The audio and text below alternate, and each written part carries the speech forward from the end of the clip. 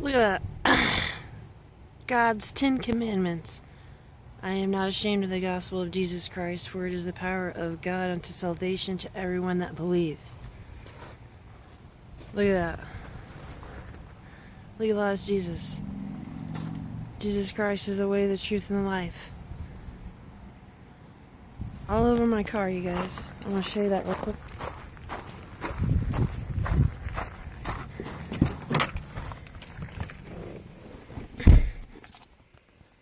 Okay, I'm in my car, so forgive me if you can't see me or whatever. I don't really care, because that's not the point.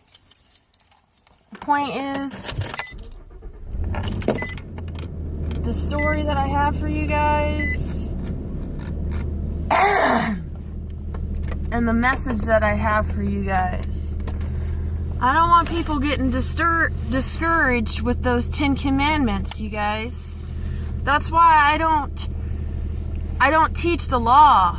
I don't teach the law. And the reason why I don't teach the law is not because the law is not important. The reason why I do not teach the law, I mean, obviously I agree with the law. I totally agree with the law, and it should be taught. It should be told. It should be told. I should say that word. It should be told that the law is there and that it is efficient. And yes, the Bible verse does say that he came to fulfill the law, not destroy it, which is true. But the problem I have with people who are teaching the law is they're not telling people about the law. They're shoving it in people's faces. And the other thing that I don't like about people that are teaching the law is not because the law is void or not because it doesn't matter.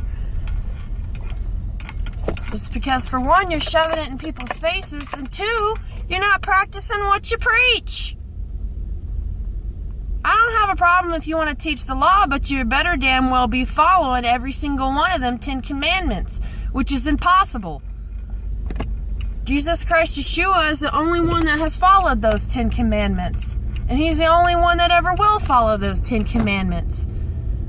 And you people that are teaching this law are smoking weed, having sex, fornicating. I mean, you say you don't have any crosses on your wall, but there's 2 of them, one on your hat and one keychain. I mean, are you guys practicing what you preach?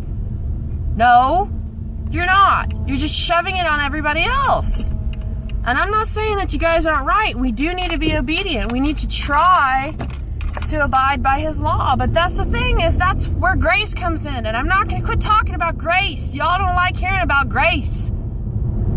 But the fact of the matter is, the only way that we are saved is by grace. It's not the law that saves us. And it never will be. It never will be. Yes, we need to tell people about the law. And we need to try to do better. But y'all ain't practicing what you preach. You're smoking weed. You're having sex. You're not supposed to be having sex, even with your wife. Unless you're having babies, unless you plan on having a baby, but you're not. You're just doing it to have fun. That's wrong too. I mean, if you really want to be a Hebrew, you really want to be a Jew, then you better quit having sex. At all. Unless you want to have a child. Better quit smoking weed too. I mean, practice what you preach, guys. If you're going to shove it in people's faces, you better be practicing what you preach. Now, I understand you have good intentions, and I know that you have good intentions when it comes to spreading the law. But you need to practice what you preach, all right? Now that that's done said, I'm going to let you guys know something. I'm not going to be on here a whole lot. I might not even upload this video. I really don't even have the desire to be on YouTube anymore. I really don't.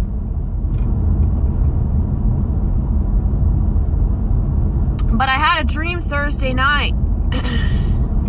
And basically, I was in this church, and everybody was singing and being joyful and praising the Father. And I remember as I was standing there, I was humming along, and the pastor comes down from the altar and stops the music and stops everything. And he comes down from the altar and he sits next to me in the pews. And he goes, "Ashley," all excited. "Oh, Ashley." I'm like, "What?" And he's like, "Ashley," all excited, gets my attention again. I'm like, "What?" And he goes, "Jesus Christ, Yeshua is with you." And I was like, "Really?" And then Jesus put his hands on my shoulders, and I got like this tingly sensation all over my body. And I remember immediately in my dream, I bowed my head and I said, "Thank you, Yeshua. Thank you for your presence. Thank you so much." And then the second I opened my eyes from my prayer in my dream, everybody went back to singing. Everybody went back to normal, what they were doing before that happened. And then I woke up from my dream. Now, I've had this reoccurring dream several times. When I was in high school, I had this dream twice. Except for, I should say, I've had this dream about this same place. This same location. This is the fourth time I've had this dream about this same location. The first 2 times was in high school. And I could see the church from afar. And I was in the graveyard. And it wasn't a normal graveyard. It was a graveyard that had a bunch of big tombs, enclosed tombs that are big stoned enclosed tombs. And every single one was one of those. It wasn't underground graves. It wasn't a coffin underground. It was inside of this big stoned like catacomb thing. But anyway, the first 2 times in high school that I had a dream about the same location, I was in the graveyard. I didn't get to that church. The third time I had this dream, I was in college. And I got to the church, but I just poked my head in the front door. Now, Thursday night, I had the same dream about the same location, except for I was inside the church. Now, I don't know how many times the Father has been confirming and telling me over and over and over and over, "I got you. I'm protecting you. I'm with you." Because I've been nothing but praying and praying and praying and praying and praying and praying and praying, which is good, I should be. But I mean, worry and worry and worry and worry and worry and worry. That's the word I'm trying to look for. About, "Oh my God, I'm not abiding by this, and this law. Oh my God, I'm not doing this, and this right." And every single day that I do that, I wake up to the law, and I'm so upset with myself, and so just, but yet the Father still tells me He's with me. The Father still tells me He's protecting me. Now, why would He do that? Why would He do that if it was all just, "Oh, well, He's not saying you didn't abide by this law, you didn't abide by that law." He doesn't tell me that stuff. And I know when it's Him telling me stuff. I'm here to tell people and witness my testimony.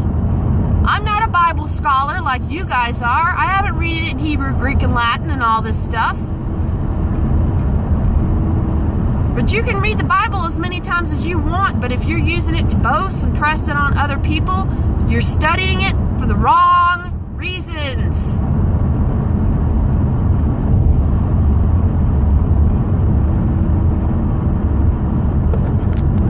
That's all I gotta say.